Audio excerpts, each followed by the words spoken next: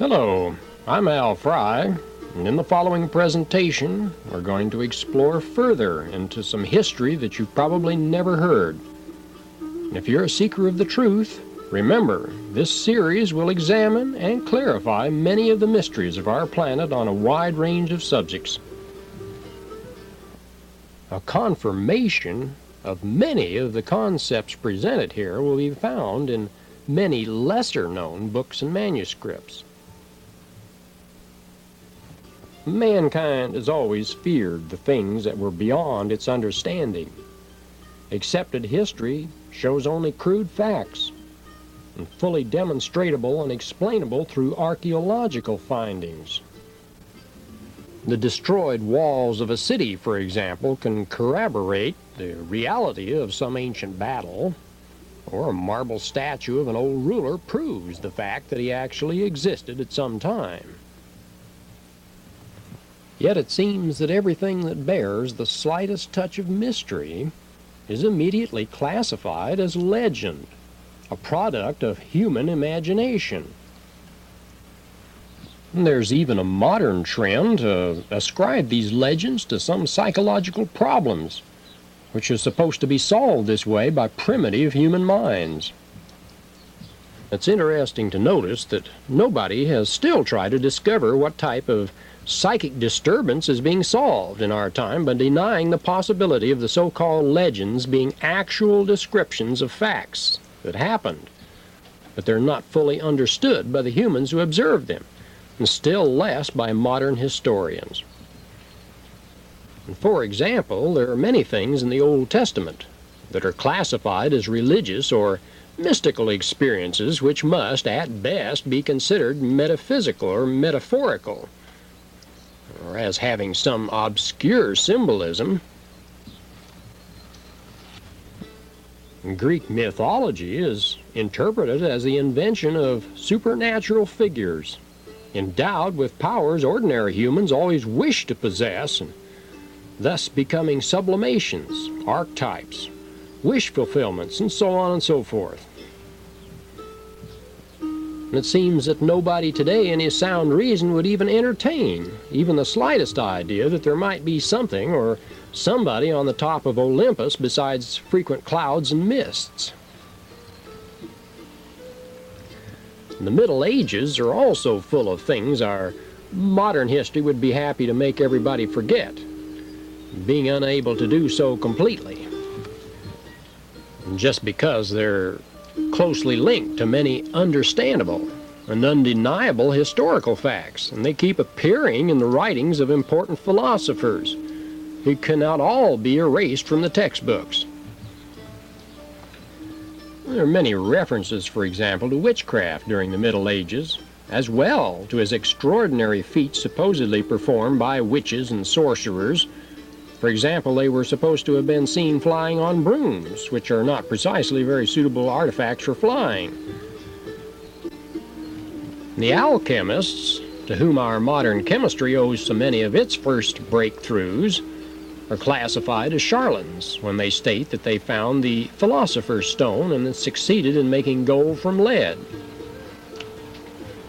Most of these things are explained away as products of daydreaming and fraud and big talk in order to scare primitive, uncultured minds. And still, our modern, objective, and mystery-destroying history fails to explain several interesting facts, leaving them in the realm of questions that cultured people should not be asking just because other cultured people are unable to answer them. For example, where did all the goldware found in India, China, and other countries of the Orient come from? India and China are not among gold-producing countries. Nobody has ever found the mines where all the gold of the Maharajas and Mandarins came from. And the same could be said about the Indians before the discovery of America. Aztec, Incas, and other cultures used gold for almost everything, but nobody ever tells anything about the methods of gold mining employed by them. When the Spanish conquerors arrived, The places where there was actually gold in America was still untouched and contained all the gold Europe might wish to mine, while these mines should have been exhausted if all the gold used by the Indians had been taken out of them. Probably one of the most interesting cases of unexplained historical facts can be found in the Old Testament, with King Solomon as the protagonist. Israel could not be considered as a rich country when Solomon became its ruler. David had left it as a state of shepherds who owned very little, if anything, outside their herds, and then all of a sudden this little country became the most magnificent, rich, and powerful kingdom that's ever been known on earth, according to the records. Gold in an immense quantity was used to cover the famous temple and the palaces. The most powerful kings considered a great honor to be able to visit Solomon and see his face and listen to his wisdom, all being surprised when they saw his wealth, which was far greater than anything that they were able to imagine. The Old Testament states that silver was not considered as precious under Solomon's rule, and that he practically paved Jerusalem with silver like cobblestones. Well, how did all this wealth appear so suddenly? Where did all this gold come from? The legend says that Solomon had mines in Central Africa, but with the means of transportation used in those times, his lifetime would not be enough to bring so much gold from so far. Well, King Solomon himself was a mysterious figure in history. Legends repeated over in a low voice during the Middle Ages mentions powerful things about him, wonderful things, but they must not be spoken out loud, or the Holy Inquisitor might hear them. His ring was supposed to have a great power. Well, making its bearer more powerful than all the kings on earth put together. It was even whispered and assumed in some old manuscripts that he had some treaty with demons who worshipped and obeyed him. Despite all this power and glory, his tomb has never been found by archaeologists. And here the Old Testament makes a strange reference, which could indicate that somebody has torn some pages out of history somewhere. In one place it's mentioned that whatever Solomon did is carefully described in the book Solomon's Deeds. And where are all these books? Well, the best we can get from our historians is a shrug. Nobody's ever read them and been able to recount that he found in their pages. And did they tell us things the human mind was not prepared to understand and therefore referred to destroy? And who destroyed them? Or would some holiness suffer if these books were included in the Bibles? Well, we'll never know.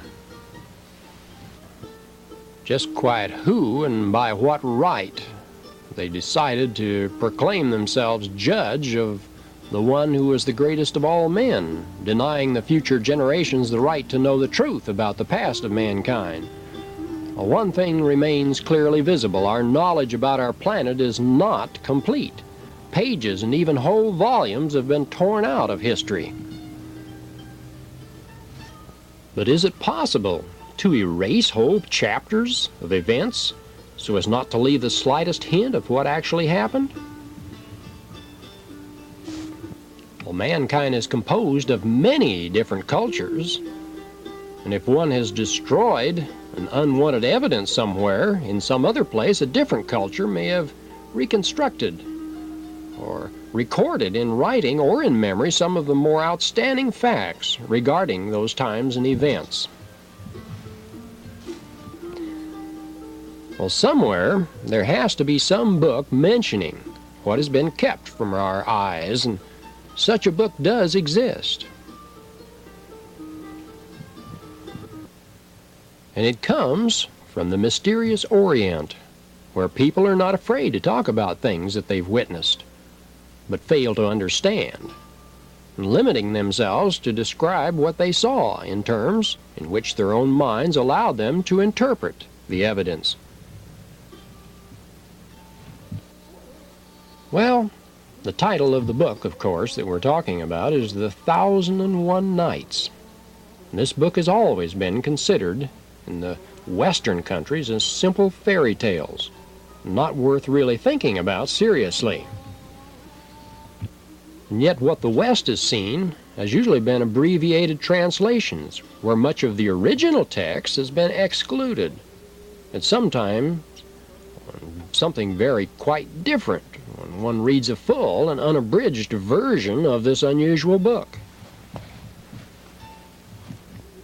References have been made that the full version is rather unprintable according to Western standards, and this is true in a way. The book cannot be considered as immoral. It just belongs to a different culture. It was written by a people who are not ashamed of their bodies with all their organs and functions. Of course, this can be a little shocking for a member of society where the human body is considered as something indecent, unless it's covered with clothes, which of course very often make it only still more indecent. But when the translations are made, many detailed descriptions of great interest are lost at the same time as some too spicy expressions also. And there are stories that would be a little hard for Christians to read, that whoever wants to really can penetrate into the marvelous world of the 1001 Nights. And if you want to read the true, unabridged history of that period, then get the full version of it. And just what kinds of stories does this book contain? How old are they? Well, the author of this book, Scheherazade, is first mentioned in the Indian book Katha Sarit Sagara, dating from the 10th century of the Christian era. So it's logical to accept that it was written approximately at that time. Most of the stories belong to the Islamic era, but they can be adaptations from older ones. There's at least one story which is masterfully pre-Islamic. Also, there are stories, though very few, that have been added later, dealing with Tamerlane, who lived during the years 1336 to 1405 A.D., and other obviously invented things, opium dreams and such. But the immense majority of the stories are truthful narrations of historical events, be they wars, things that happened to known persons from the Islamic history, or just descriptions made by travelers of their adventures. There are also special tales to illustrate the Islamic doctrine and philosophy, as well as just plain anecdotes and the hashish dreams, which can easily be differentiated from the former ones. The book itself is of Indian origin, yet belongs to the Muslims established in India. With the only exceptions of obviously invented stories, the descriptions are very accurate, even though the narrator did not always understand what he'd seen, limiting self to express in terms of understandable for him what was beyond his usual everyday experience. So, for instance, there were descriptions of things which Arabs, or at least the Arabs from cities, did not know, but which result in quite familiar source for modern reader, particularly the one who's visited different countries. And if some descriptions of what is presented as something unusual are true, then there's no reason for believing that other things in the same story have to be simple inventions. Historians that go back to this period observe that authors of these stories had actual very little imagination, if any at all. They just narrated things as they happened, without embellishing them or adding anything out of their own fantasy. It's a feature of the Eastern, and particularly Muslim, character to relate with great precision the facts they witnessed or stories they've been told, without introducing the slightest change in them.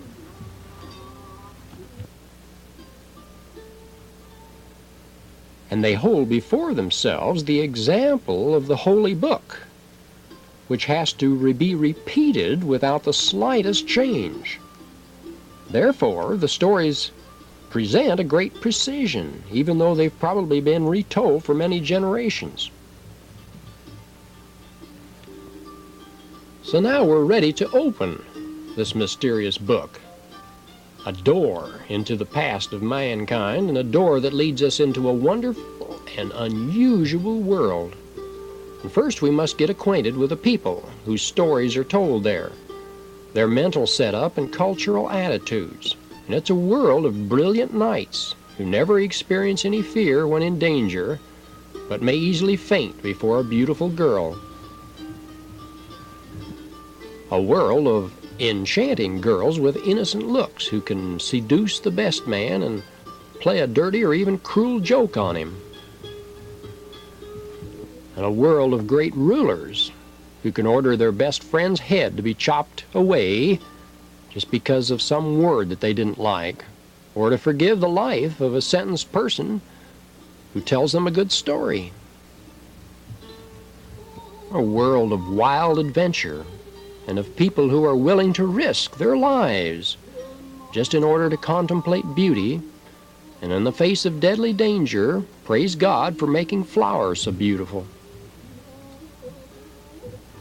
And knowing that no matter in what a desperate situation they may be in, the Almighty will save them, and that the only these things happen that to have to happen, nothing else being possible. And this strange world, which belongs to the pages that have been torn from our history, is full of ever-present genies or jinn who appear at the least expected moments in order to help people, with some exceptions of those who came to harm. But they are rare and explainable, and as things happen over this ancient world, it's a great protecting shadow. These jinn protect those who need protection, and it's the invisible but constantly present ideas, concepts that are in people's hearts and minds that aid them and image the wisdom of Solomon ben David in peace and prayer with both. Now, if only one or two stories are read, they may seem fantastic enough to consider them as products of imagination. But when you continue reading, the descriptions of the jinn begin to follow a certain pattern. More hints at their origin can be found in each new story that you run across. And the reader will begin to recognize strangely familiar things. That is, familiar to our present civilization, but completely unknown in the described times of that era. At least after reading over half the book, one begins to see a sort of connection between the descriptions found in different stories, falling together as parts of a puzzle to a present and a whole picture. One begins to recognize strangely familiar things. Things that you catch over and over throughout the books. And after finishing this great book, all things have occupied their precise places in the great whole context, showing us very clearly that part of our past, which has been denied us by history, by filling the gaps and interplacing with the so-called legends of other civilizations and offering a complete new idea of a long period in this past of mankind of ours, being able to project some light on things that are happening in our present time. And one thing should stand out quite clearly from the beginning. Jinn are not ghosts or spiritual beings, as modern interpretations of Oriental mythology would like to make us believe. The people in the stories are physically similar to us, but on a different level of cultural and technological development. And also it's obvious that the narrators sometimes mistook machines for living beings. many strange beasts and such are described. Now, a machine controlled by an intelligent being appears to be acting in an intelligent way, and for an observer who has never been seeing any machines before, that would be far more complicated than the simplest application of levers, such as a machine. It would appear as a living creature, and it would appear to be an intelligent one. Later, we'll try to point out and explain in detail who the Jinn were and the achievements of their technology and knowledge, as well as indicate the exactitude of the descriptions in the 1001 Nights, where things are related that can be known only to people who have experienced them, and which would be impossible to imagine correctly for somebody belonging to a non-technological culture, as that of the ancient Arabs.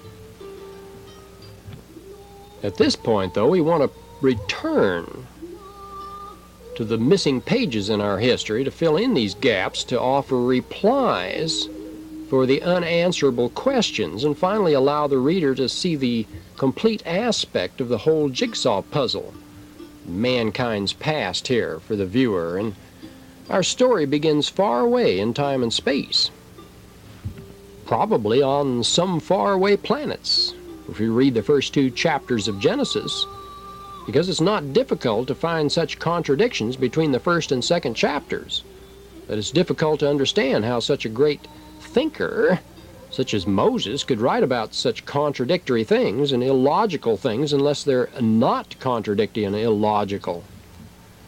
Now, it's very probable that many pages have disappeared from between these chapters. And it's not our purpose here to discuss the Old Testament, establishing who is who or whatever. We're referring here to things that show that in the 1001 Nights there are corroborations with other writing. Now, reading the Genesis as it is written, it's obvious that the people created by God in the beginning were not Adam and Eve, as well as that these later ones were not created by God. Well, sometime after God created people according to his own image, creating men and women, blessing them and ordering them to grow and multiply, an ingenious scientist evidently named Yahweh or Jehovah, possibly slightly envious of the fact that God had the power to create everything, began some weird experiments and experiments on a life on this planet, of which we could not assure whether it was Earth or not. And this Yahweh knew that he was unable to create in the proper sense of the word, making things be just by ordering them to be, but he had hands with which he could fabricate many things, and he made man of clay, naming him Adam and blowing life into him by some scientific process insufficiently described to be worth discussing. Well, once this god or jinn saw that Adam really lived, he was filled with joy and pride, of course, and afterwards he called all of his friends to show them his achievement. He requested that they admire Adam and bow before him. According to the tradition, everyone did except one, Yahweh's best friend, a proud and wise man called Iblis, a great warrior and commander of a powerful army, and also a man filled with love for fine art, music, and singing. And he refused to bow before Adam. And I can even imagine that he probably made some unfavorable remark about his surrogate man, saying that nothing good could be expected from a thing made of dirty clay. Well, we can just imagine that that was the end of a fine friendship, since Yahweh probably told Adam to stay away from Iblis and his people. Still later, after many years, in the times of the 1001 Nights, Arabs used the expression, "May God confound Iblis." And here you see a couple of deity figures from these early cultures in the Mideast. Well, Yahweh's problems with Adam began almost immediately, of course. First, he had to make a garden with plants to provide food for his invention and give him adequate company, making all kinds of animals for whom Adam invented arbitrary names, and finally realizing that animal could replace human company, even for artificially manufactured man. And so he at last remembered that God created not only man but also woman, and nobody knows whether by this time he'd run out of clay, or his clay reviving device had suffered some mechanical defect, or maybe it had been spoiled by Iblis in order to put an end to such anti-natural experiments. Well, the fact remains that Yahweh was no longer in conditions to make woman of clay, and having to resort to living tissue for this, so he performed some surgery on Adam under anesthesia, described in Genesis as making sleep fall on Adam so that he fell asleep, and finally succeeding in producing a woman, whom he did not even bother to give a name. Well, almost everyone knows what happens in Eden, and the various legends of humanity in the prehistory eras, how Adam and his woman were exiled to Earth. It was probably the first planet-wide concentration camp in human history, and only after arriving on Earth did Adam decide to give the woman a name, calling her Eve. And it's easy to imagine how Iblis chuckled looking at Yahweh's troubles with his pets. It's interesting also that I found no evidence could identify Iblis with a Christian's concept of Satan, who is a mysterious being if one tries to search for him in the Bible, and needs some words of rehabilitation. But this I might do on some other occasion, and in the contrary, Iblis is differentiated from Shaitan, who is the Islamic version of Satan. So they are obviously different persons. And since this time, of course, two different races, though similar in appearance, inhabit our planet. The Old Testament makes this distinction by calling them children of God, indicating that they are those who are literally, directly created by God, and the children of men, and his descendants of this artificially produced Adam. Now this can be checked in Genesis, where sons of God are mentioned to interbreed with the daughters of men, and they gave heroes as offspring. This fact also appears in Greek mythology, the heroes being the children of Olympic gods and Terran women. Now the Arabs simply called these hybrid races the Jinn, who obviously inhabit an infinity of planets in the universe, and the Adamites, or Ibn, or Adam, who inhabit the earth. As an example of this, an Arab prince says to a Jinn princess, "How can it be that you, a princess of the Jinn, have fallen in love with me, an Adamite, an inferior being?" And the Jinn boasts, "No Adamite has ever placed a foot on this ground." And another Jinn explains to an earthman, "I must warn you that it is impossible for a son of Adam to know by looking at her face whether a daughter of Eve is really a virgin, since this knowledge belongs only to God and his chosen ones."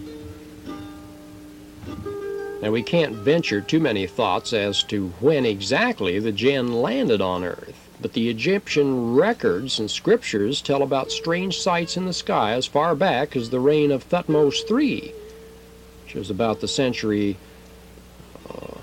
15 BC, and Ramses II, which is 1304, and 1237 BC, when he was left alone by his friends.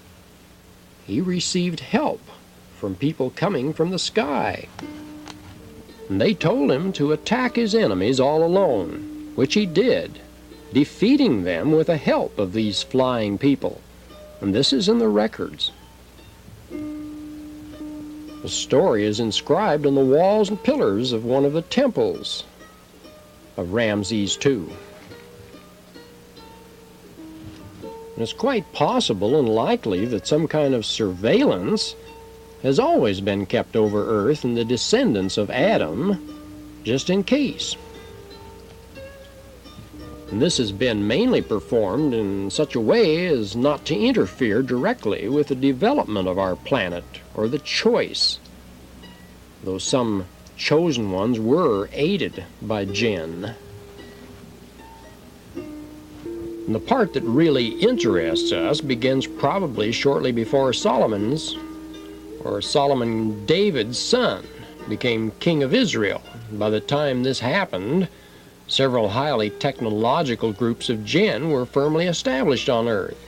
And these jinn could be classified basically into two main groups: those who were idolaters and those who worshiped the single God, who were called Muslim jinn, good Muslim jinn.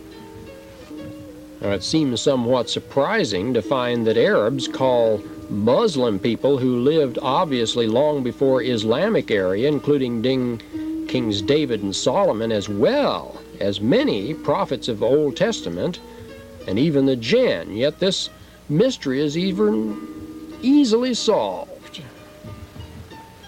Yet in one of the stories, an Arab is asked to explain the basis of this marvelous faith, Islam, requiring that the Islam is based on the great truth revealed to Arabs by the prophet, and that there is no other God except God.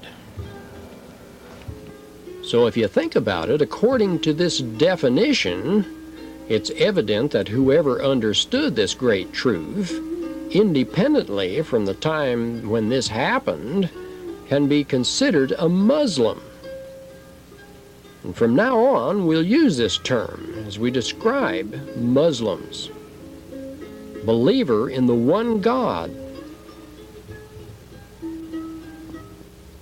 Now, these differentiated from the gods and lords of the planets and those who followed them under dominion and domination. And somehow King Solomon managed to sign a treaty with the Muslim part of the jinn, validating it with his seal. And even about 20 centuries later, when people met a jinn, they asked him whether he recognized the validity of Solomon's seal. And if the jinn answered affirmatively, he was considered a friend who could be trusted. Now, if he did not recognize the seal of Solomon, in the free choice system, they were politely asked to continue on their way without interfering with people. And to describe an evil jinn, it was stated that he was a jinn of bad species, one of the rebels who believed in nothing and didn't recognize the supremacy of Solomon ben Dod. And in the 1001 Nights, Solomon is referred to as master of all jinn, a thing that is also present in the medieval sayings of the West. And according to tradition, Solomon allied his forces with demons and acquired magic powers from them. Of course, a highly technological civilization as that of the jinn, using firearms and aircraft of different types and matter transmutation and anti-gravity, and having a scientific knowledge of chemistry and matter structure as we cannot even begin to imagine with our present state of development, could transform a poor shepherd kingdom in the most brilliant kingdom on earth in a very short time. Think about it. Gold and wealth, of course, would have been no problem under such a system. The most outstanding and historically important event that happened under Solomon's rule, any reference to which have mysteriously disappeared from the Old Testament, was the war. A war in which he, together with his friend Domriat, ruler of the Muslim jinn, destroyed the might of the Sea King, who was an idolater, refusing to recognize that there was only one God and to accept Solomon as the prophet of God. And this war took place somewhere between the years 973 and 933 BC, while Solomon was king of Israel. The defeated enemies escaped as they could, and many were pursued by the victorious army and destroyed during months after the end of the actual war. But some of them managed to hide where they could not be found, surviving and having a descendant. The descendants were considered as dangerous to the good Muslims. Well, unfortunately for our civilization, the kings who ruled Israel after Solomon were not considered by jinn as trustworthy, and all the wealth of the great kingdom on our planet disappeared very shortly after his death. One of the more important references to jinn in the Old Testament after Solomon is a story of how the prophet Elijah was taken alive to the sky on a fiery vehicle that rose in a whirlwind. It was obviously some rocket ship. This happened in the 9th century BC, and not long afterward the ancient Greek culture began its development. Greeks counted their years beginning with the first Olympic Games in the year 776 BC. But the actual development of their civilization started much earlier, before reaching the stage of being able to perform the Olympic Games. During this early period, Greeks worshipped anthropomorphic gods, human in shape, superhuman in powers, who lived on Olympus, the top of which was always covered with clouds. So why should we consider that these gods were a pure invention of the ancient Greeks? Why should we deny the possibility of their real existence? When Elijah went into the sky with a coach of horses of fire, it's been accepted as truth because it's stated in the Old Testament, which is Christians have chosen to recognize. But when Zeus drove his coach across the skies, it has to be considered as a product of overexcited imagination, just because poor old Zeus happened to be worshipped as a pagan god and could not find a due place in the Bible. Well, if the Greek religion had survived and not the Christian, probably the story about Elijah would have been considered fiction, and that of Zeus as the holy truth. And some group of the defeated jinn of the Sea Kingdom and their allies could easily have sought out such a peaceful place as the top of Olympus to hide from their enemies who were searching all the air for them. Since they were idolaters, they had no objections to being worshipped themselves as gods by the Adamites who inhabited those places. And they could have lived in peace and been respected, using their technology to amuse themselves and also help from time to time the people who worshipped and obeyed them. Sound familiar? Well, the cult of Neptune, god of the sea, was probably a sad memory of their destroyed sea kingdom and its king, or maybe even some descendants of that king who were among them. Venus, born from the sea, could actually belong to the sea people. In similarity to the sons of God described in the Old Testament, they also found the daughters of men to be handsome. In this way, the great heroes of the Greek mythology were born. Many interesting things can be observed in that mythology if it's looked upon objectively, assuming that the described facts really happened. For example, the case of Icarus was probably an unfortunate result of some Adamite having seen the flying device used by the inhabitants of Olympus and wishing to make such a thing himself. Pan helped the Greeks to win a battle just by making strange noises, causing panic and fear among their enemies. This can be explained assuming that Pan had some weapon that produced at the same time as audible sounds some fear-provoking subsonic waves. And these are only a few examples. The viewer can find themselves logical scientific explanations for the other stories here. The Romans accepted the Greek divinities without further questioning their origin, and it's uncertain whether they lived in such a close communication with their divine protectors as the Greeks did, but they worshipped them just as faithfully.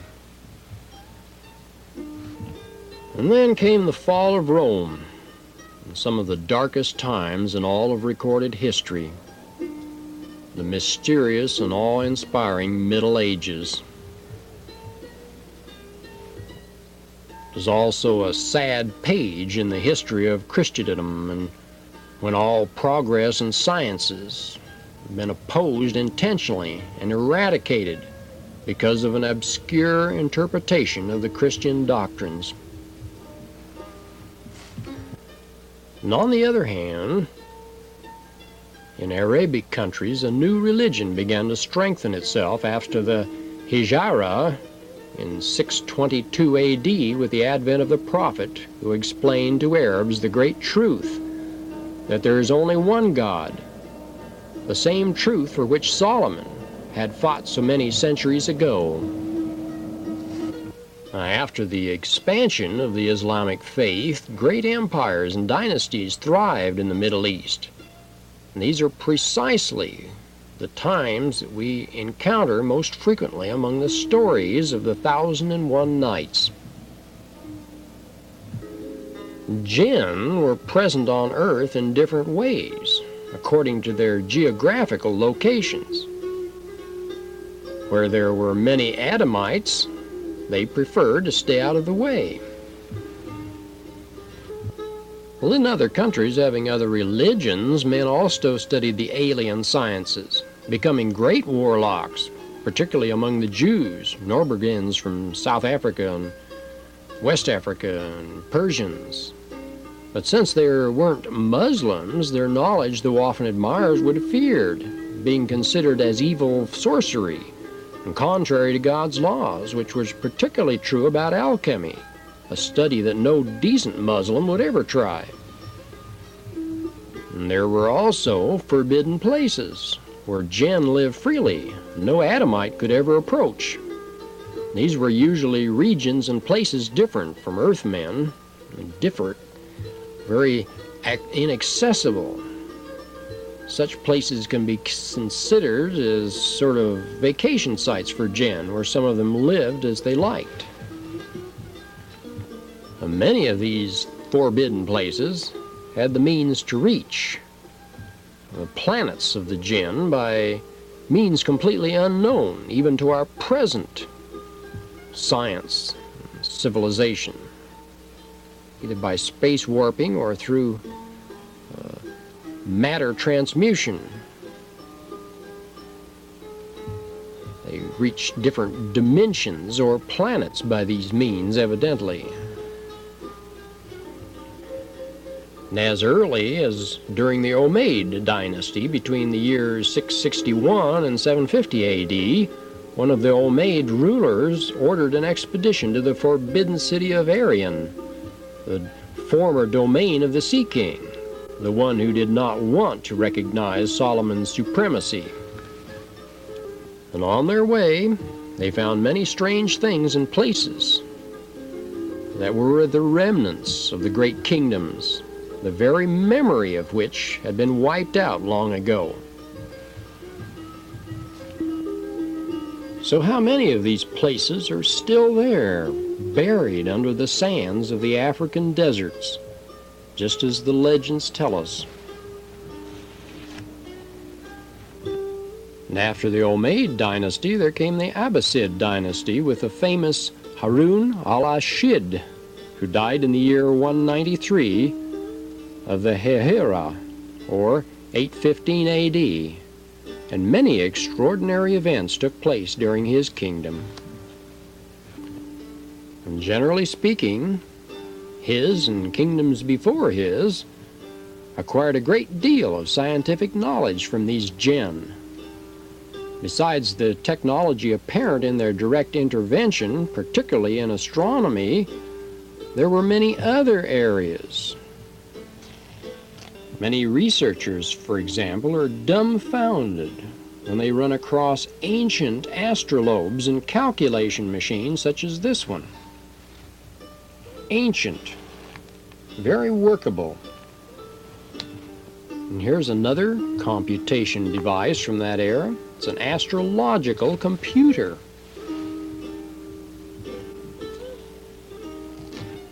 So where did the jinn get the knowledge? And which jinn did humanity get the knowledge from? The good jinn or the bad jinn? The Dominion forces? It's a good question to ask at this point.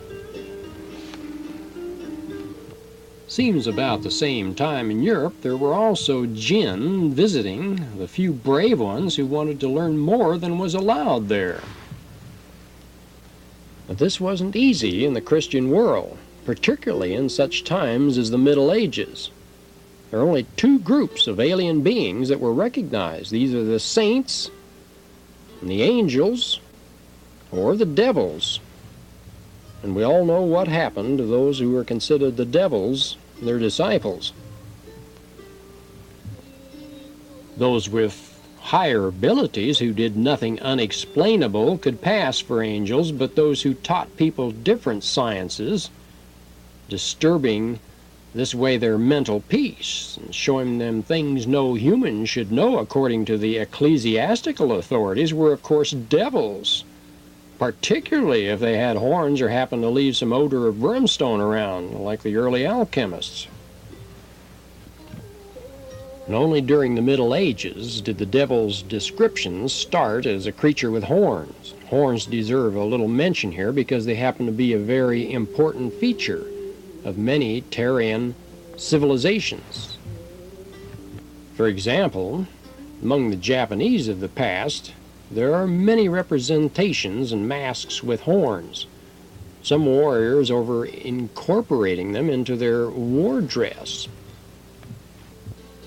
The Vikings also used helmets with horns, which is particularly remarkable since they had no cattle that could have such kinds of horns, those of sheep and goats being different.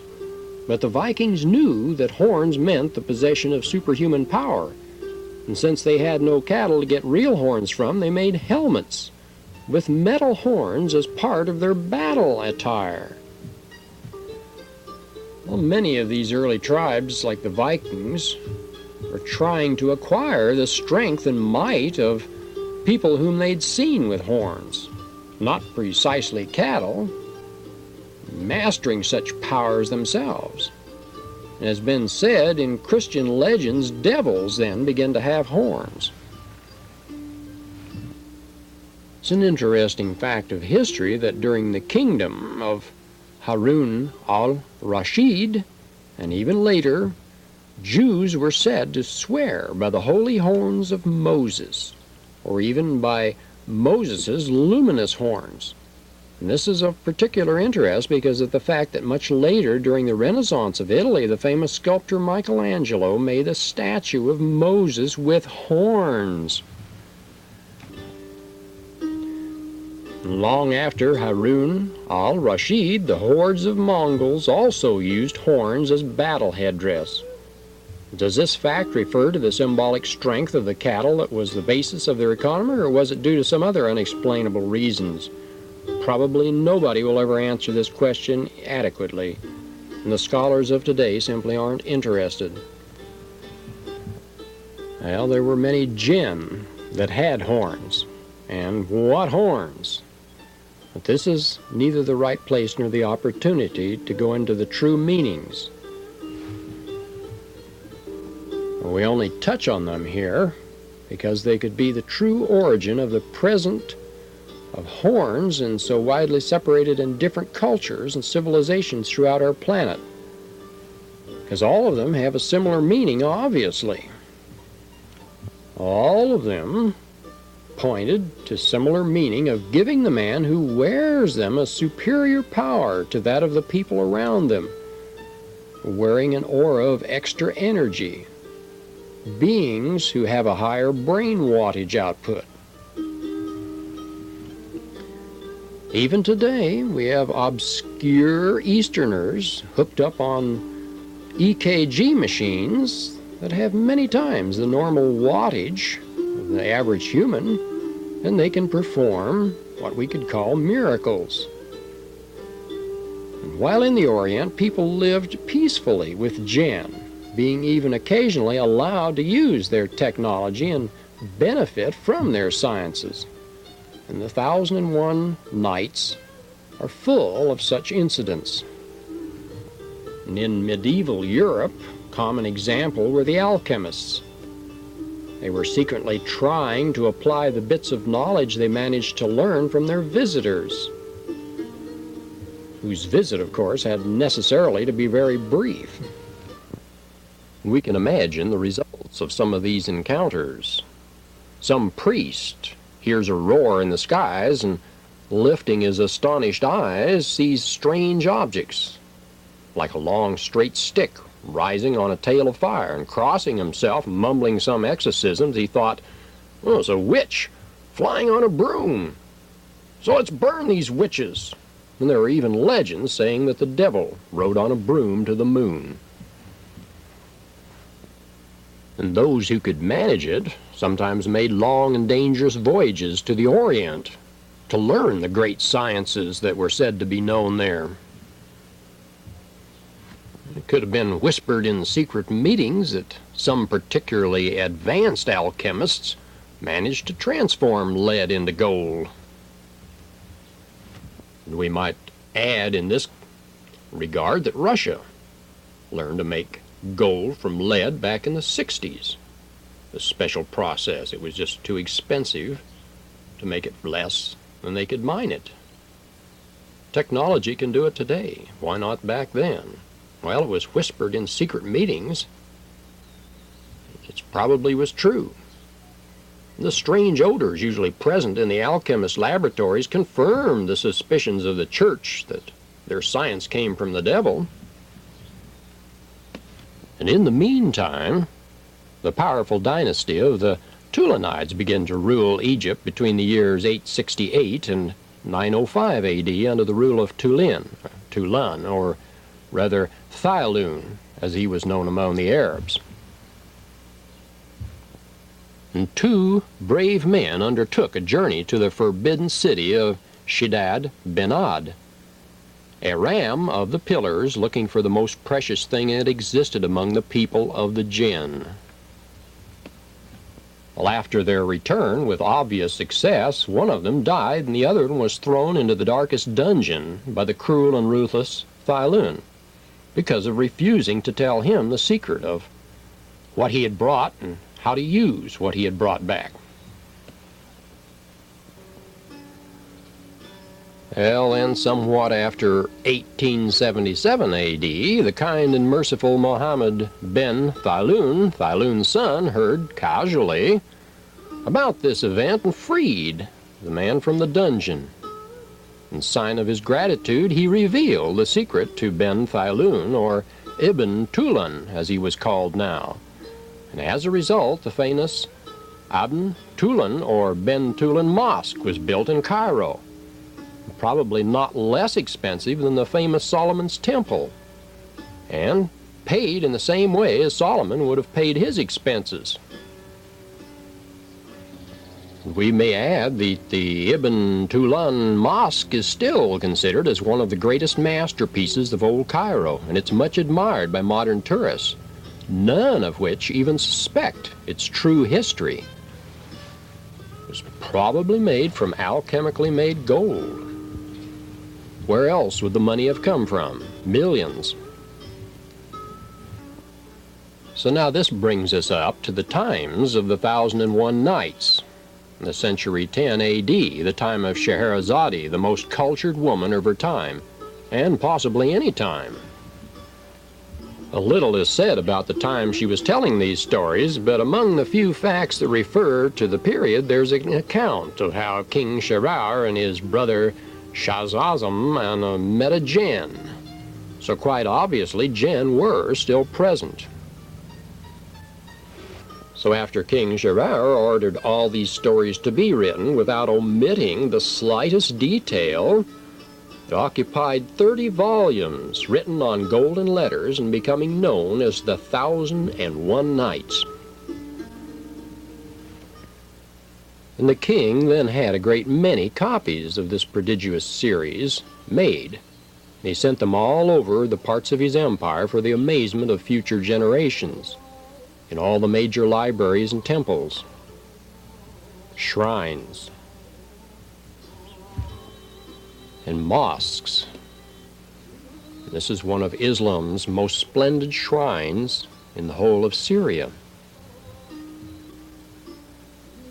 Al-Maid Mosque in Damascus.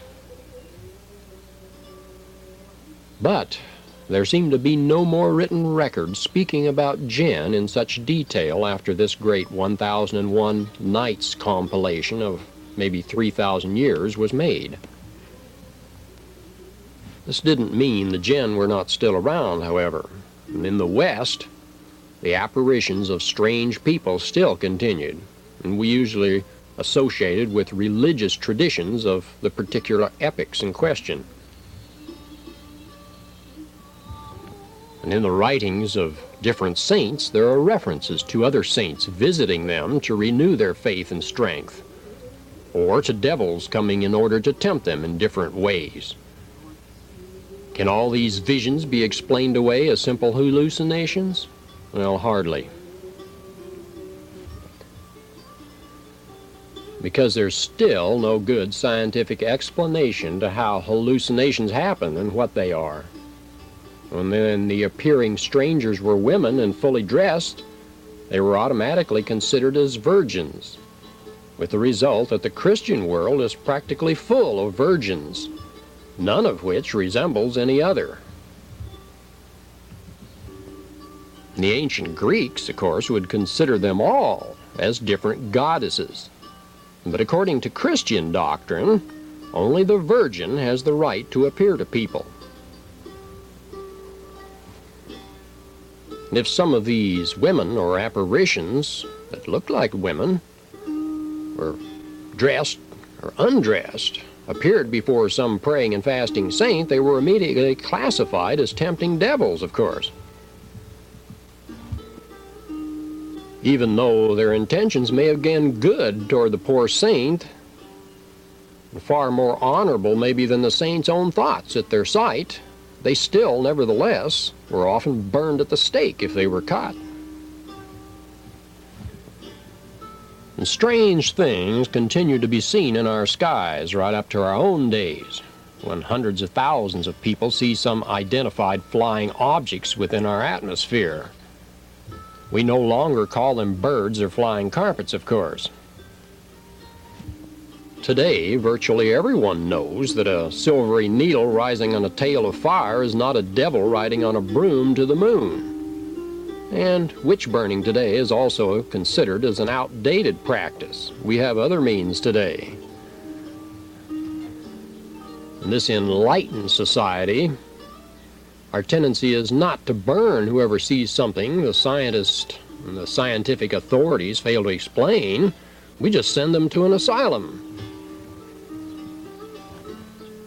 And if anyone sees an unusual person and tells it first to some priest, sometimes surrounded with religious respect, because he's having seen a saint. And if he has the misfortune to tell it first to a scientist, he's sent to an asylum and given shock therapy until he either forgets what he saw or he becomes too afraid to confess what he still remembers. Yes, indeed. As you can see, ours is an era of enlightenment and scientific progress. We're much more refined than previous cultures. Well, perhaps this is just what the authorities would have us believe.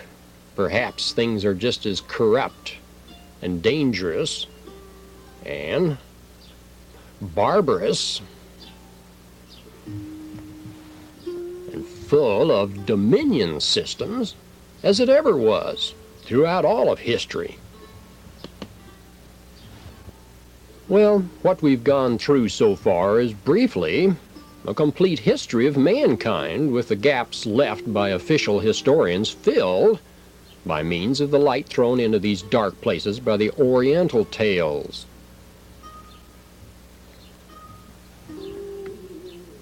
And is there some likeliness of a line of uniformity interlacing the histories of all ages in a consequent and logical way?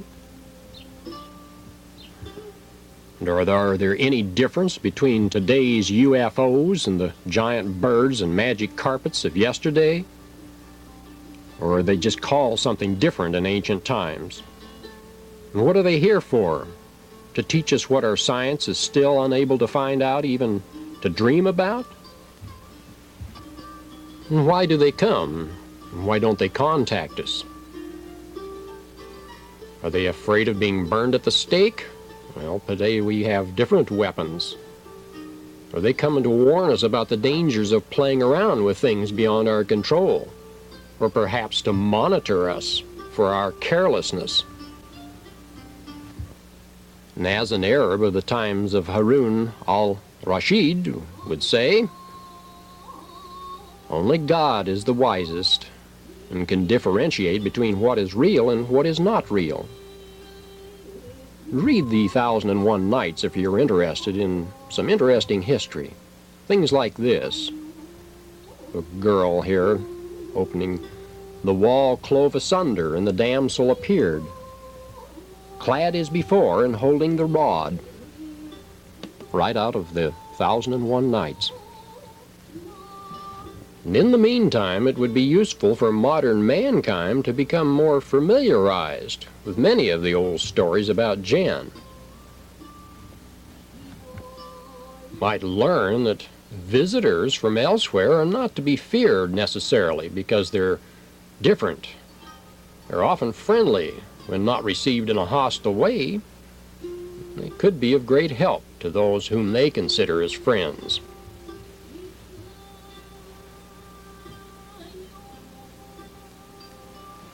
And so ends Ladonke's observation on the 1001 Nights. And at this point, let's examine some related ideas that you'll probably never get from any history books you pick up. In the distant and dim past of the Mid-East, there were some of the most advanced and stable governing systems in all of history.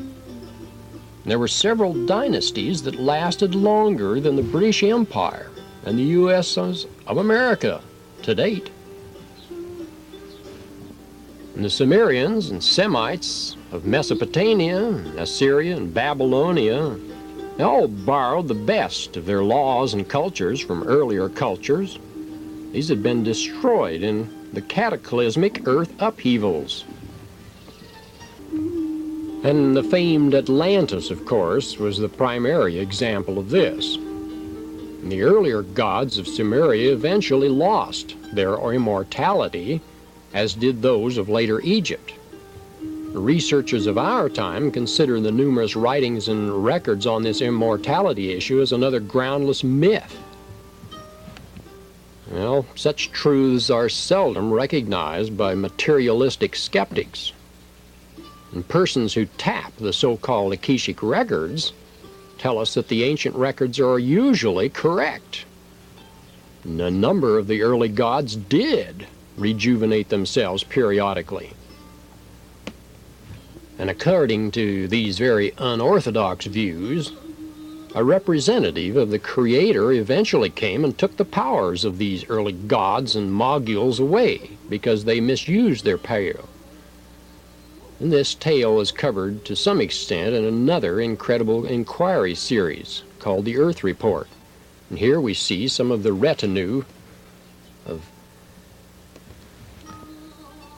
the servants that were butchered and sent in the tombs with the dead kings to attend them in the next world, which was a later unfortunate event that came up after the kings lost their power of rejuvenation. A barbarous practice, a custom And kingdoms like Ur rivaled Egypt's later and earlier kingdoms. And the gods had complete control. Here we see a lady in the court of the great days of Ur. And Christians may find it interesting that this messenger we spoke of, or representative of the Creator, was called the Windy One, which is translated Holy Ghost. Leaders on the planet at that time called him thus, and Solomon was one of his descendants. It's best that we leave this subject to another presentation, however, and go on into the Mideast, because the Arab language, for instance, has changed little in the last several thousand years due to the high esteem Muslims have for the original language of the Quran. The northern dialects are similar to the Aramaic, which was widely used in the Middle East at the time of Christ. Arabic poetry has always been found and famed, but it simply cannot be translated to retain much of the flavor and beauty that's in the original tongue. Well, 1001 Nights is full of the works of two outstanding poets who wrote during the Abbasid age of some 750 years A.D. And civilizations since then have crumbled. These works have remained, and they're still beautiful in their original tongue. And the culture in the Mideast, these areas, was filled with advanced works on medicine, astronomy, and mathematics and alchemy. Back then, Europe borrowed heavily from this knowledge to overcome her own medieval ignorance. And here's a Cairo University, which has changed little over the years.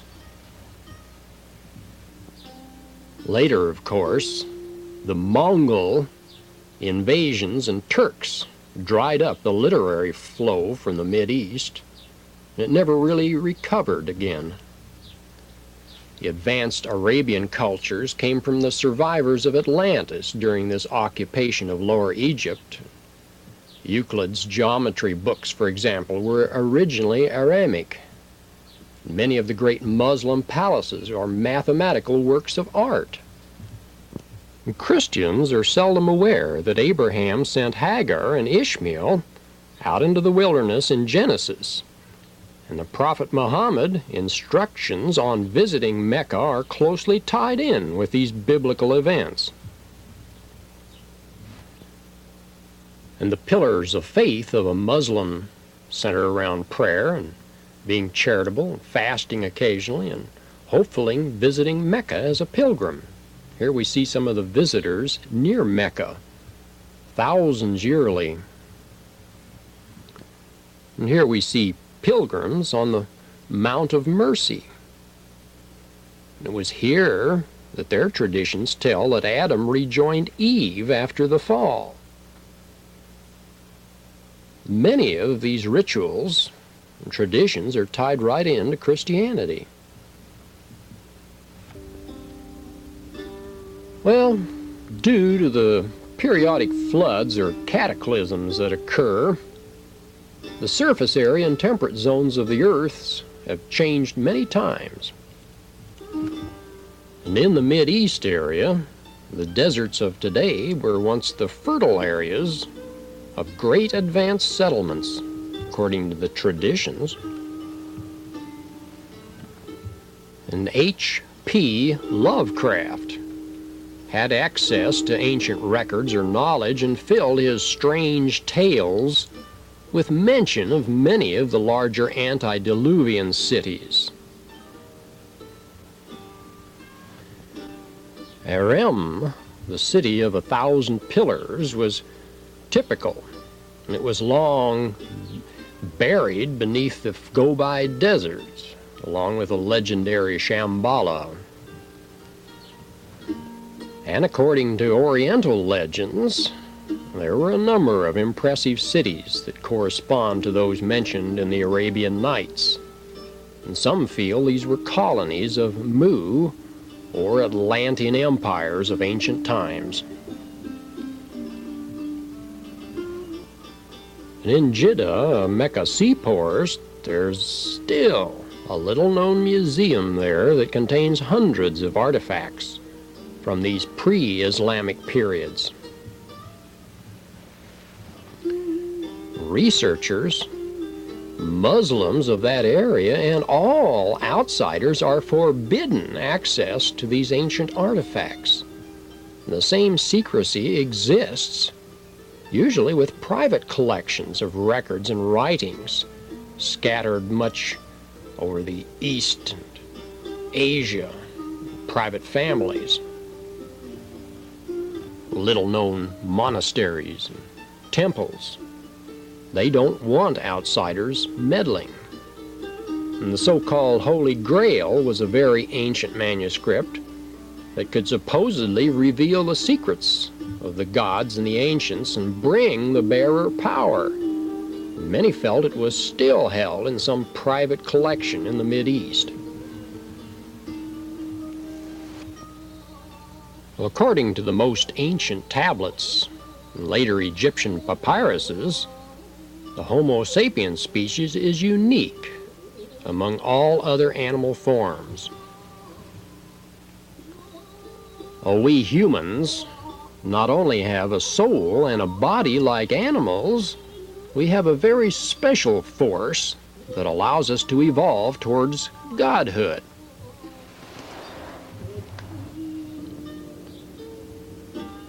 Our human minds feed good and unethical or evil thoughts both to our brain.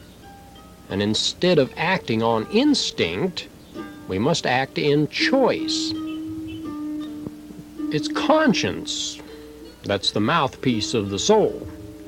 No matter how long it takes, the materialistic lusts must give way to more spiritual and ethical soul-balanced actions. Alfred B. Glazier, who wrote his Modern Human Comprehension text in the mid-70s, said the same thing and detailed exactly how the special minds came into being and could be balanced to perform so-called miracles like some of the spiritual leaders could perform. Glazier, like many others before him, claimed to recall former lives on the planet thousands of years ago and told of many of the ancient records, why they existed. He said that many persons who had not balanced their various components by the turn of this century would eventually lose some of these components and go back and return to an animal instinct level, going back to the pre-Adamic state, so to speak. James Churchward was a very unique writer that had other things to say about the ancient world, and he was from the 20s. He did his whole series of books on the ancient motherland of mankind. And his book, The Lost Continent of Mu, and other titles were very popular and have been read probably more than any other works in this area of interest. Churchward spent time in India and chanced upon what he called the Naakal tablets there. And these were symbolic records which were written in the ancient motherland. They eventually wound up in India. And here we see some examples, the hieroglyphics, the symbols. And the second group of tablets, later discovered in Mexico, also were written in the ancient alphabet of Mu. And some of the tablets gave an account of creation, another detailed history of the earliest man. They told of an ancient and very advanced culture on a continent somewhere north of the Hawaiian Islands, Lemuria or Atlantis. And according to the records, some 12,000 years ago or so, this civilization submerged and the remnants found their way to other areas where they had a hand in making The ancient civilizations like Chaldea and Babylonia, and Egypt, the great civilizations that they were in the beginning of our history. The language of the motherland was Naga Maya, and virtually all of the major world languages are filled with these Maya words. About half of the Japanese language is Kara Maya. India has Maya in it, and Mexican Indians can speak quite well with Japanese because their languages are so similar. Egyptian, Chaldean, and dozens of later languages were riddled with words and symbols from the motherland. Most words which had a C sound like a K were originally from the original language. Well, family names, names of simple actions and instruments are often similar in languages spread all over the planet. Showing, of course, there had to be an original source language. Well, in Latin America, the Maya spoke for the past hundreds of years has been corrupted by Aztec and Nahuatl, yet the words for Ma have survived as mother in most languages. According to the ancient tablets, the world was created in 7 periods of time, and our species was given an imperishable spirit after the fashion of our Creator. Later versions in various later cultures distorted many of these original concepts. The Hebrew historical records, like the Bible, are examples of this. Many of the early books of the Old Testament were actually written by Moses from Egyptian temple records in many cases.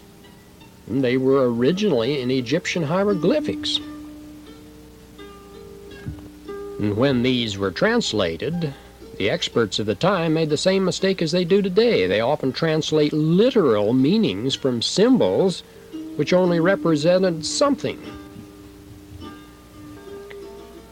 Well, Churchward and many open-minded researchers found that most of the serious creation records of all later cultures were filled with errors and nonsense.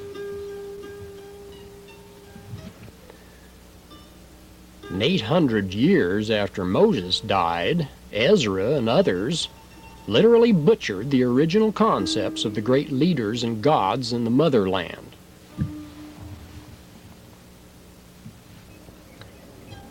Well, while Churchward's book sold to the public for many years, his concepts were never really accepted by the state-funded experts. They often ignored his brilliant translation keys from these ancient motherland documents. And only private organizations like the Rosicrucian Order in San Jose, California, ever took the time to check out his research and confirm it by their own comparisons. Well, surprisingly enough, according to the translations, the motherland, the original founders of the great cultures and cities of Latin America, were white-skinned, blue-eyed gods with beards. They brought great technology and knowledge to the original Indians of the area, Latin America. And these gods did not rely on the usual ground vehicles, but used aerial vehicles. And here's a design from around 8,000-year-old Sanskrit translations. They're in India yet. Well, today's experts like to scoff at such concepts, and they tell us they'd not even invented the wheel yet. Yet this is ridiculous, since children's toys of all of these great cultures often had wheels on them. Are we supposed to think that they couldn't even adapt them to larger vehicles? Hardly. Well, the early temple drawings and frescoes had pictures of these aircraft and wheelless vehicles in many of them, but the church and state authorities quickly obliterated such evidence every time a new temple was located. And Stacy Judd, historian and writer of the 20s, had many pictures of this high technology in his original Atlantis, Mother of Empires book. Yet all the public copies were bought up and destroyed in the 1930s. And only the censored second edition is still available today by this remarkable explorer and American historian. And the few copies of the first edition are in private vaults. And the people are not about ready to make them public even yet. Well, before the 3 world cataclysms in the past, a number of Indian traditions in Latin America tell us that there was once a great sea in the middle of South America. And after the first disaster, known as the Great Fire, the great mountains on the west coast arose and took many great cities of the ancient world skyward. And Tiwanaku is an example that still exists and puzzles the later Spaniards and today's scientists. They were told that ancient white gods had built the city before the mountains were so high.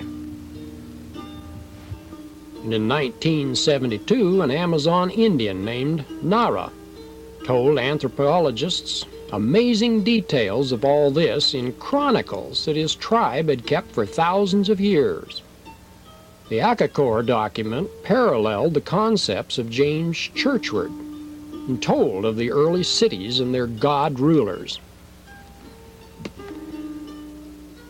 The Mexican Codex Trajano tells of beams of light coming from a celestial sphere, a sphere used by the gods.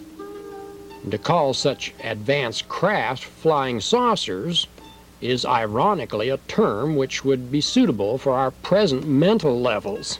The land vehicles in use to move heavy equipment in those days by the gods' subjects were wheelless cargo vehicles. They had no wheels. They didn't need wheels. And all over the ancient empire areas of Latin and South America, there was very made roads that are still in existence. And they show no evidence of tire wear from the usual wheels. And this is a view of the many remarkable terraces that allowed agriculture in this hilly area, Latin America. Few tourists ever see this. It's interesting that a few delicate art objects, like cocks of inlaid gold and precious stones, are also found in the Zewari ruins in Africa, perhaps like the cock found in the Great Pyramid by the Caliph, which of course leads us off into the Arabian Nights fantasy again. Well, the Mayans considered themselves descendants of the gods of the East. And these divine leaders came from an area, and their land sank in the sea, according to their records. And they built these huge cities with water and waste systems, just as they are today. And they flourished until their leaders left, and later Spanish barbarians came for what was left of their civilizations, the remnants of their past glorious cities and monolithic systems, interconnected cities all over Latin America. Several private researchers claim to have talked with the descendants of the Mayas who still have some of the more ancient records missed by the destructive Spaniards. thousands of descendants still live in Yucatan and Guatemala. And here's another descendant of the Mayas viewing the temples and palaces of the ancient ruins of Tiahuanaco through one of its several portals. As we pointed out, this city was in existence before the mountains in this area rose, according to most of the traditions. And this other portal, called the Gate of the Sun, is around 12,000 feet above sea level in an area south of Lake Titicaca in Bolivia.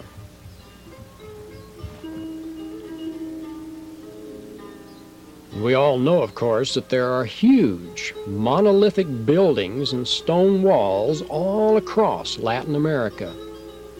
Today's technologies could not even duplicate many of them. Not even a playing card will fit between these stones that you see here. And these examples are in Peru.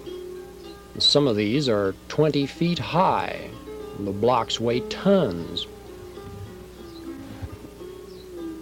There are other great monolithic ruins and strange formations that most researchers never even find. An example is this intricate launching platform for strange aircrafts of some past in Bolivia, and it's several acres of apertures and slots and tracks and tubes at a site which has a vortex energy point coming into it.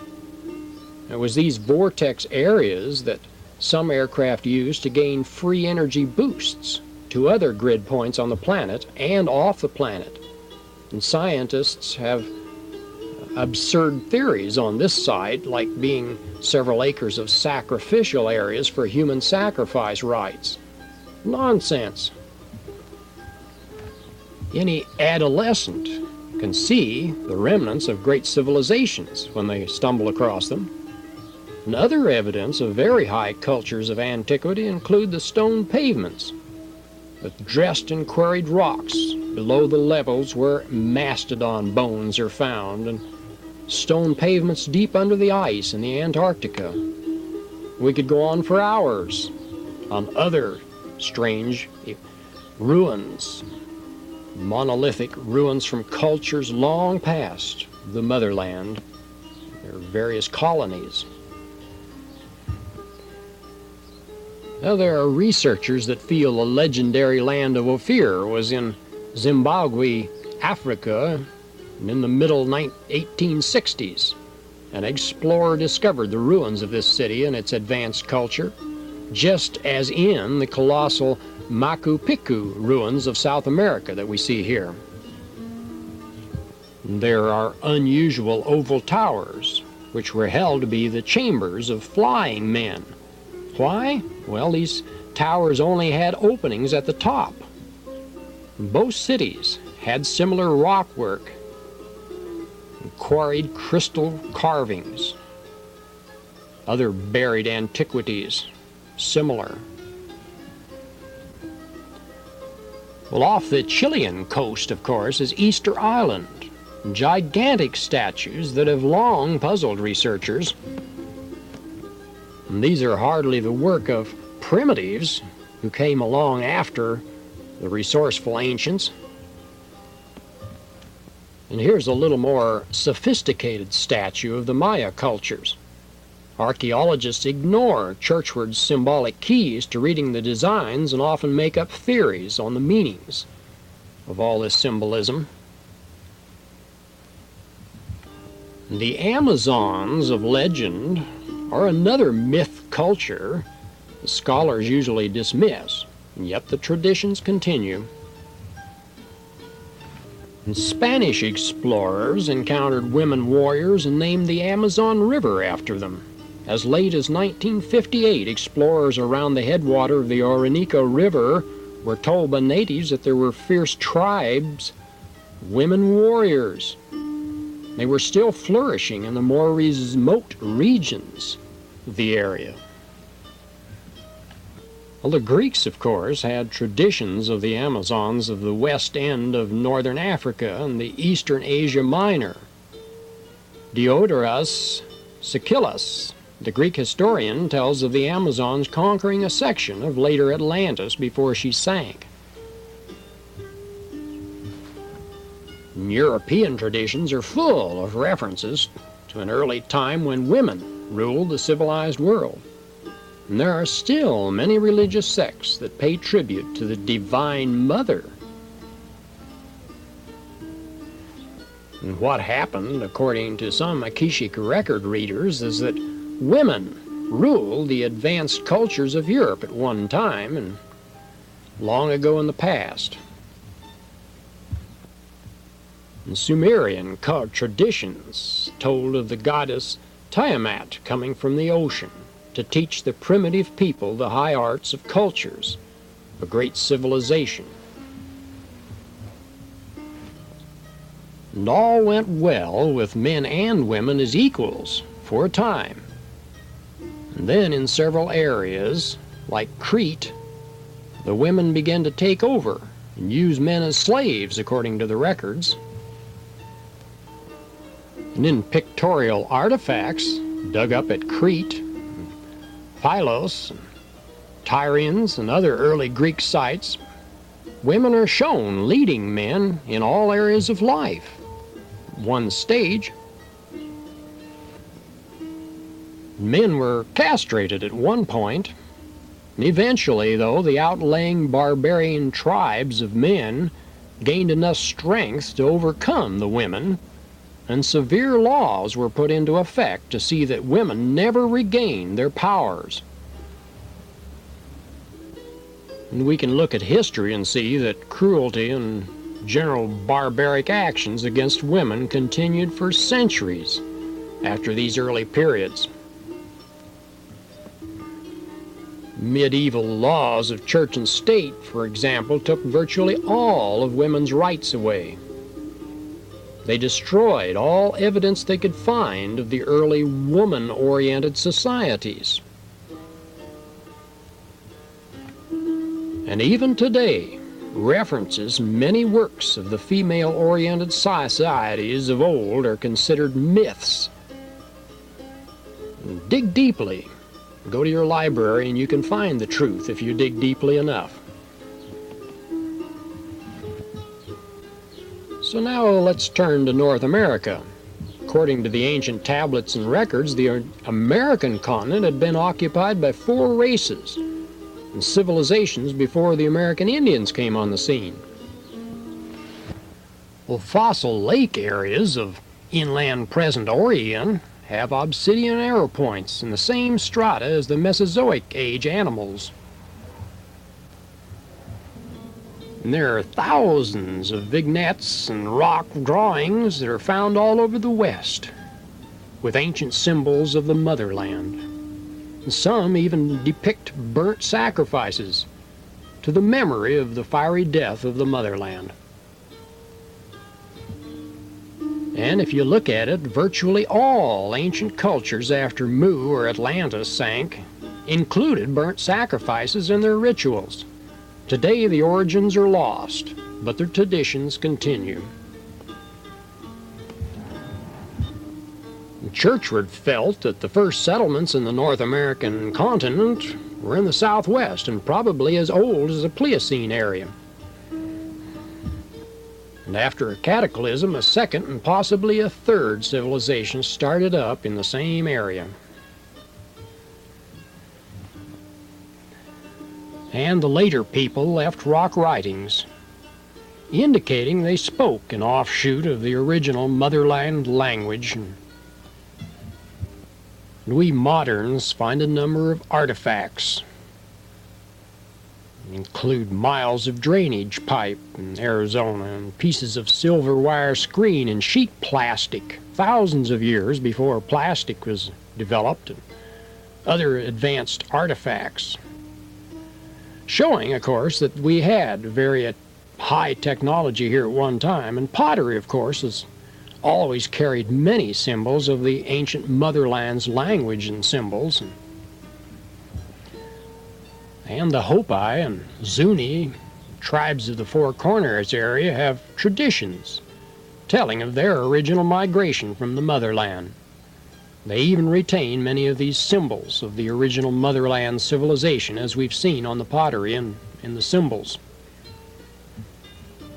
And while the learned historians like to think that they came over the Bering Land Bridge, the Indians know that this is nonsense, because their traditions tell of their coming in ships from the directions of the setting sun. And the historians may call their traditions myths, yet the Indians hold that these myths are true history, and only vary slightly in their symbolic form. Like the South American Indians, they know that there were various floods and cataclysms that raised mountains and altered the face of the earth. And we have a separate presentation on world cataclysm and pole shifts that cover this subject in greater detail. This is in the Incredible Inquiry series. Might mention here that a Nebraska professor named W.R. Gilder found many artifacts in underground living quarters or caves on the American plains. These were mostly filled in with debris after the walls of water swept over the ages ago. Some of the artifacts showed Egyptian-like figures and were hardly the caves of savages. And we know, of course, that prehistoric caves all over the world hold similar artifacts. Well, because the written records of ancient times were often destroyed, there has been another long-lost and little-used way of salvaging history. It was seldom accepted by scientists and historians, but it will prove interesting here, perhaps. After all, we are trying to keep an open mind in this presentation, and the Akashic record retrieval system is based on the fact that all of the past is supposedly imprinted on the vibrations of our surroundings. And persons who can tune in on these vibratory levels can get a rerun on the past. And such persons channel in the experiences of the past and are called psychics or channels if they work through other identities. And the one problem with these Akashic record readings is that not many persons are able to check out the authenticity or accuracy of the information. And quite often, the information just can't be relied on. There's simply an ignorance as to how to check out such information. And such information can be tainted with misrepresentation, or it can be false because of the identity that's feeding it to a channel deliberately distorts it for ulterior motives. Jesus Christ himself admonished us to try the spirits, and in a sense, this is what must be done in accepting this data. We must ask the source if they are of free and under the laws of choice of the one Creator, or if they are of dominion and of the reflection and under one of the gods' system, one of the gods who rules this planet. Because in the other dimension, all identities know their status, and they will respond to you, or they will leave if challenged. Data from dominion-oriented sources can simply not be relied on. Simple as that. Well, we cover this in another presentation, but we should know that there are hundreds of books and reports on the ancients and their civilizations that have come through this channeling, and psychics who are reading the vibrations or Akashic records of the past. And these should not be dismissed. They simply must be checked out, and this is very simple. Now, to show an example, we'll include Molly Rhodes, who's a modern human student who read the comprehension courses of A.B. Glazier and learned to tap in on her higher awareness levels. So let's look at what her ancient soul, or record keeper, or computer tapes, if you want to call them that, had to say about some of the ancient cultures. we've received letters like these for years, a mixture of Hebrew and English. This non-material fragment or portion of her likes to be referred to as Resilius I. Is that what it was once titled in the past? And it likes to write in the Hebrew language because it is more accurate. To communicate with us, she has to use English. And this inner identity of Molly's states that our species started in Lemuria. It had many strange sizes and types compared to today. This species was definitely not at the lower Neanderthal or caveman level. And these various subhuman species were existing as separate outcasts, along with a more advanced man for many ages. They weren't any more part of the higher culture then than today's mental retards or monkeys are part of our present society norm today. And as the higher alien visitors taught the later Atlanteans and others the higher refinements of civilization, there were super cities and cultures existing at the same time the primitive cultures existed. And the Mid-East and Europe are filled with evidence for these higher early civilizations that were offshoots of the motherland.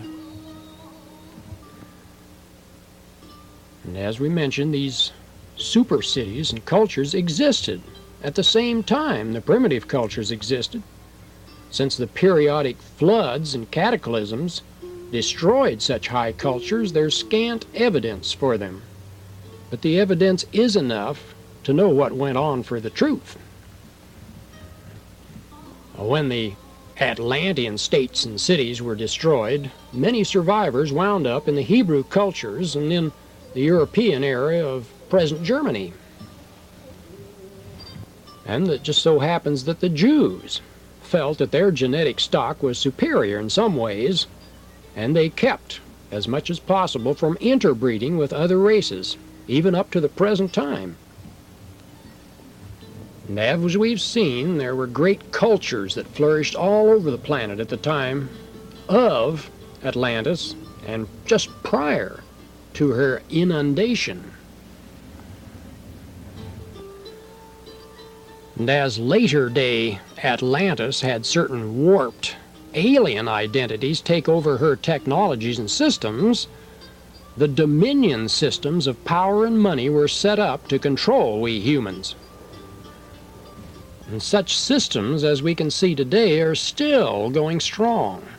And it could be said that they are of Satan, who was the highest god leader of that time, according to the Hebrew records.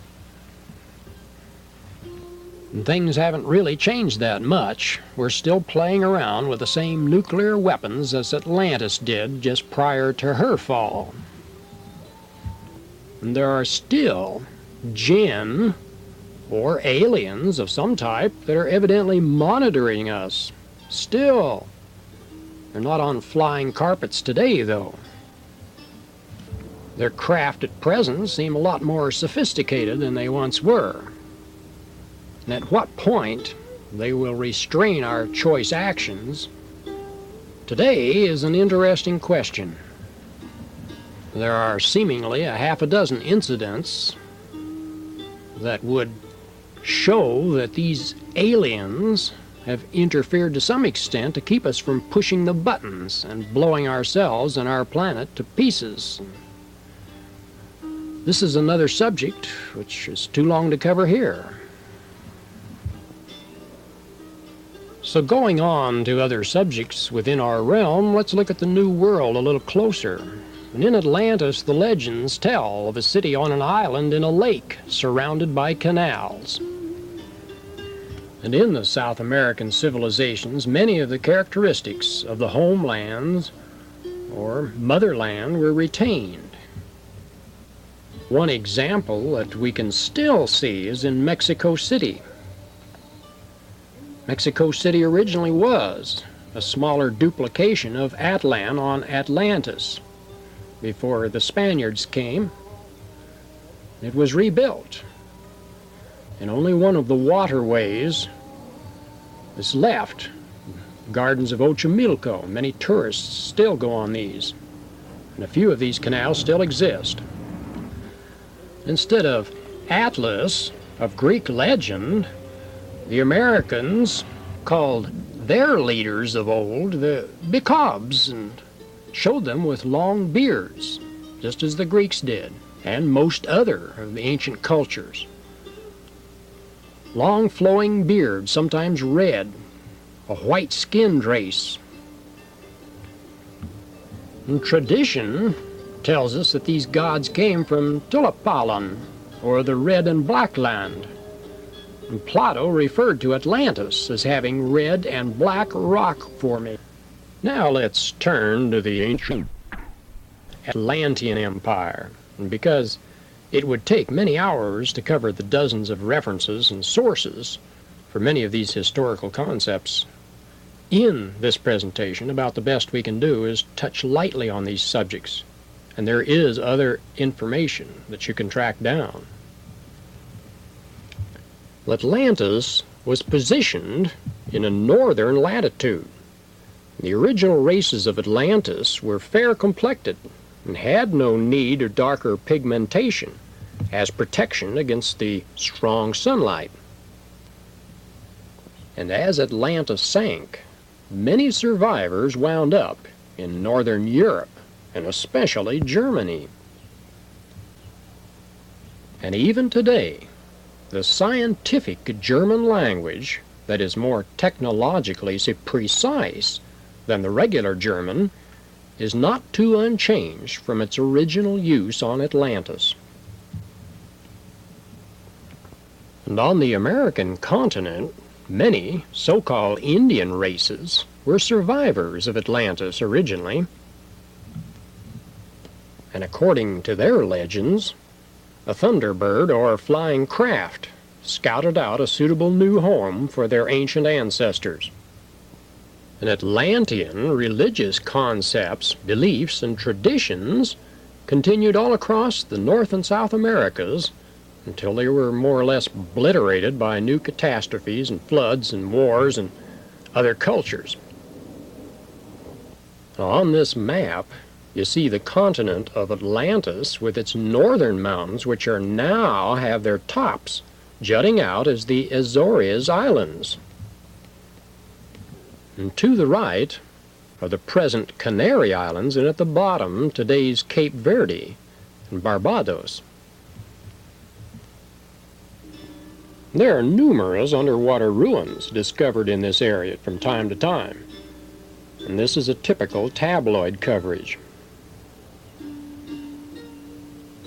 Well, as we've seen, Atlantis and later Egypt played such a significant role in the education of our early forefathers, we should cover this in a little more depth.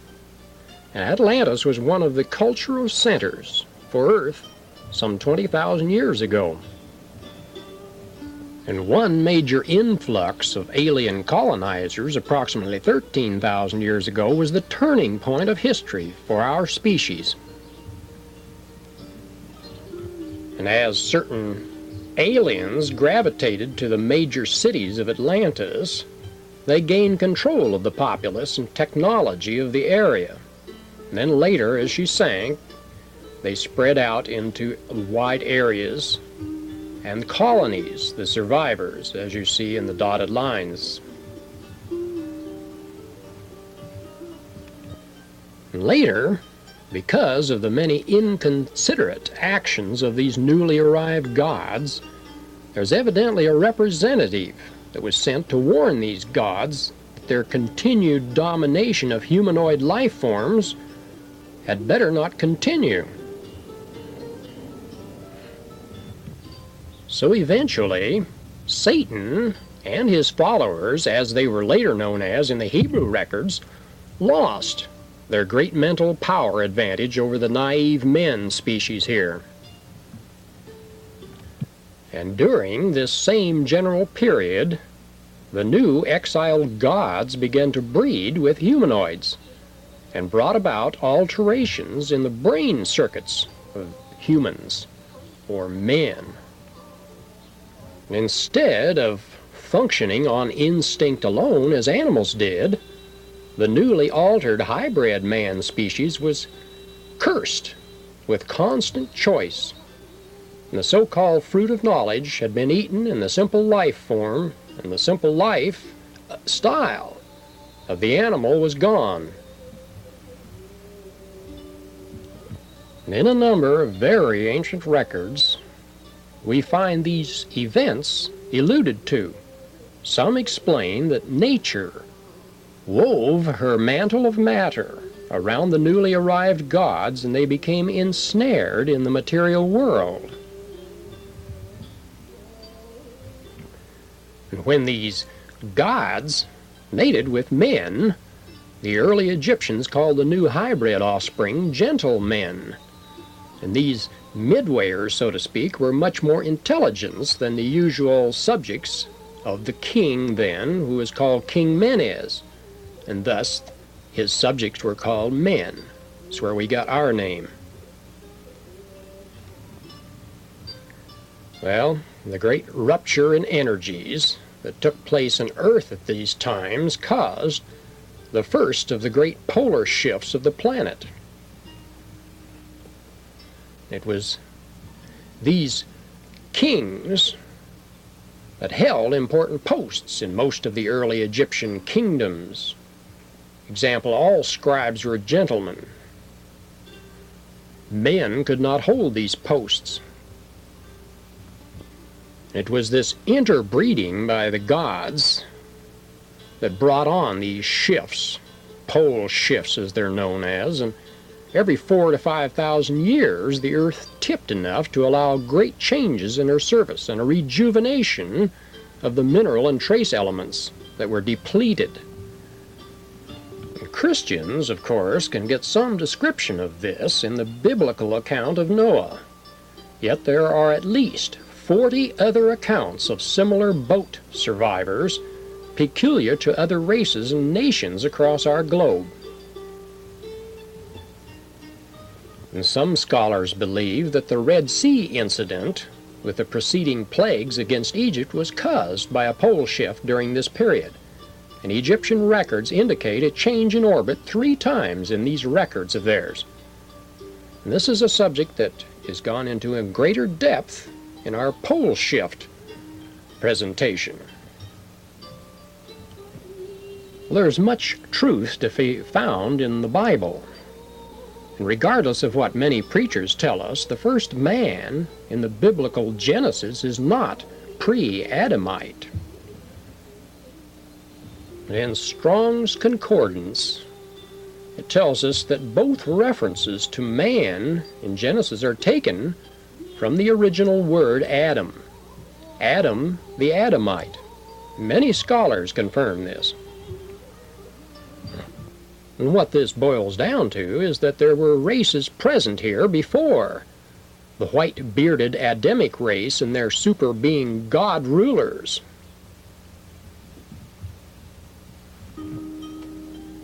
Many scholars concede that there are at least 27,000 known mistranslations in our Bible. Some new concordances and versions help this situation a little, but it's still a subject too long to tackle in these presentations. It's probably enough to realize that Elohim created matter and then brought Adam from the celestial planes and put his spirit in living bodies on earth. And a second Adam later came and found the first Adam and his kinsman ruling the earth. And this first Adam had a soul, and the second a spirit. And this was according to Paul in Corinthians. Later, Cain got his wife in the wilderness of Nod. And Seth married a more spiritual Adamite. And it's obvious, of course, then, that Adam was not the first man, as many fundamentalists would like us to believe. Both Christian and Jewish doctrines can often be traced to more ancient cultures and traditions, and this subject is covered in depth in other presentations. And a typical example is the Jewish belief that Adam was born of Adamah, the great earth goddess of antiquity. Babylonia and other ancient cultures worshipped the same goddesses under different names.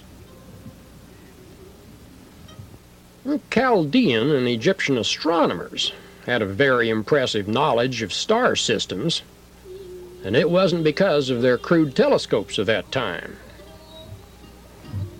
And the traditions tell us that their mentors were the sons of Ilu, who came in flying machines and instructed them.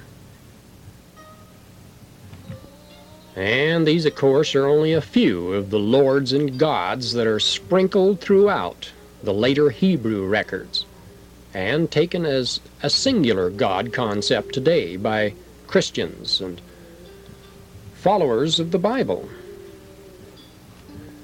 Well, according to some traditions, the ancient alien gods who were banished to Earth in what the Bible called the war in heaven got dropped off on all of the major continents on our planet.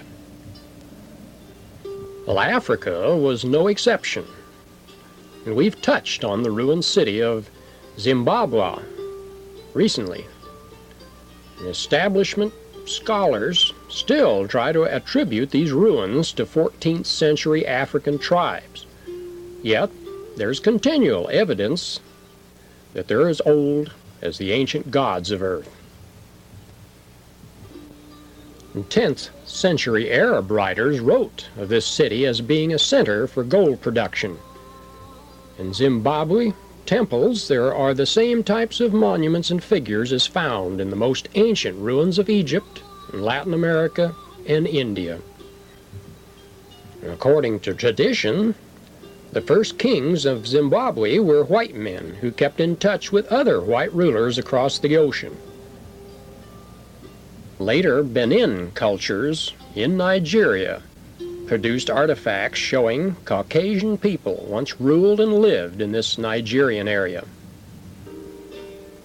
One of the most unusual official archaeological finds of recent years was by J. Manson Valentine, who was associated with the Alabama Museum of Natural History.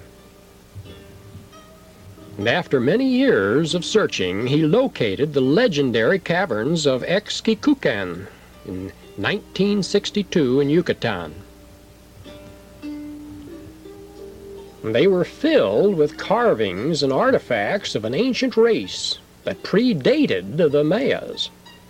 The Mayas used the caverns for rituals, but said the original builders were a small race that were destroyed in one of the ancient floods.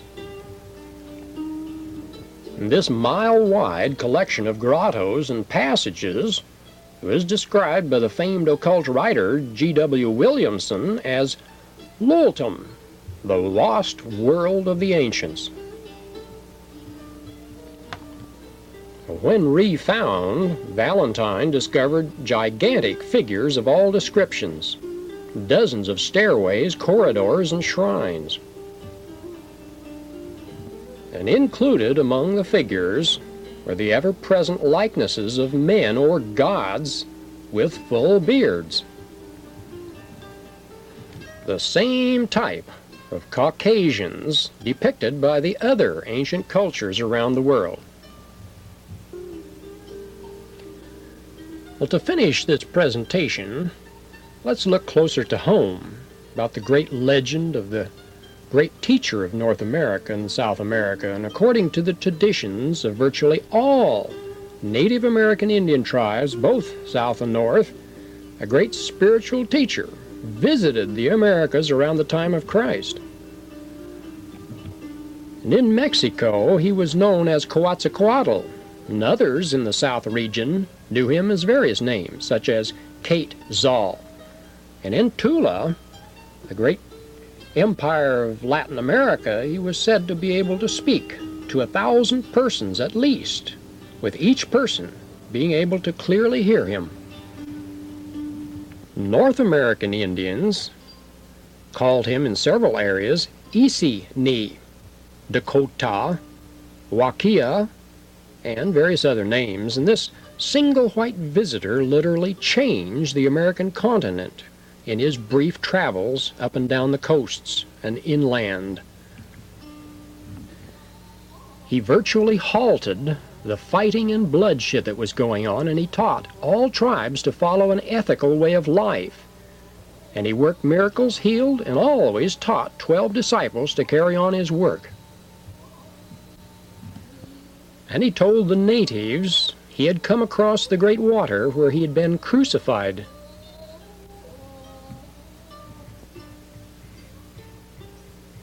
The great writer and poet Longfellow had retold a Seneca legend about this leader, whom he called Hiawatha in his writings. And it was he who brought the Indians together in a confederacy of 5 nations, this Hiawatha under a constitution that he made up. And it was this Indian constitution that the early founders of our nations borrowed heavily from in making the United States Constitution. Later, even many European constitutions borrowed from this foundation. Whether or not this great teacher was Jesus the Christ, arisen and doing a later work, or simply a great Essene teacher from the Mideast, is a debatable question. The Essene sect did send out a great many teachers throughout their history. And if you're interested further in this unique story, this great teacher, further data can be found in the secret teachings of Jesus and the book He Walked the Americas and Mormon records in Salt Lake City. Benjamin Franklin and various others have mentioned the use of the Indians' Constitution in making up our own in this country, and it's very ironic that so few persons know about our own national spiritual figure in their spiritual questing. And at this point, I invite you to contact us for more Incredible Inquiry productions. And in this History You Never Heard series, you're going to find countless truths that are not covered in today's history books. This is Al Fry, and so long until next time.